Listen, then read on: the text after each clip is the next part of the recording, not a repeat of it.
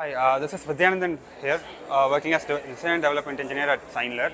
So the camera setup you see here on the robot is our product, and it is mounted on to a KUKA robot.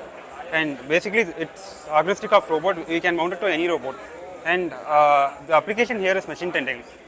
So this basically picks objects from the bin and places onto a chuck, which can be a CNC machine, which is supposed to be a CNC machine.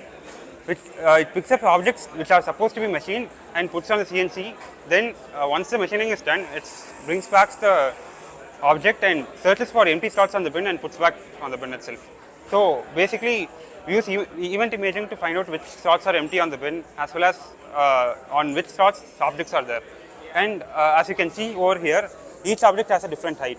So based on FT sensor's feedback, we find out how much travel the robot should go and pick as well as place the object, both on chuck as well as on the bins. So that's it.